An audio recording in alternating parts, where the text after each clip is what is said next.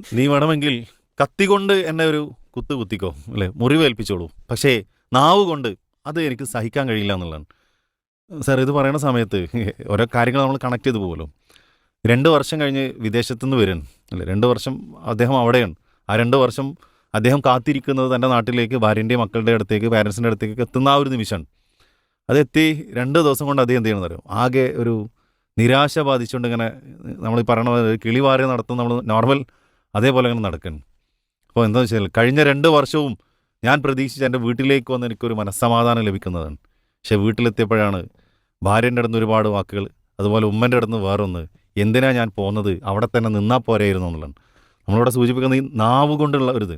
അപ്പം അയാൾ അത്രയും കാത്തിരിക്കുന്നത് തൻ്റെ ഭാര്യൻ്റെയും അതുപോലെ മക്കളെയും രക്ഷിതാക്കളെയൊക്കെ അടുത്തേക്ക് എത്താനാണ്. പക്ഷേ ഈ നാവ് കൊണ്ടുള്ള ഉപദ്രവം അദ്ദേഹത്തിൻ്റെ മനസ്സിനെ തന്നെ എന്ത് ചെയ്യാണ്, മടുപ്പിക്കാണ്.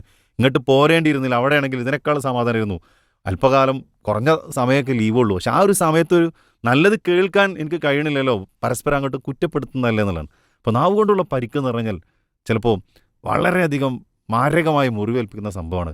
അത് മനസ്സിനല്ല ജീവിതത്തിനെ തന്നെ മൊത്തത്തിൽ താളം കെടുത്തുന്നതാണെന്നാണ് നമുക്ക് പറയാൻ പറ്റുക.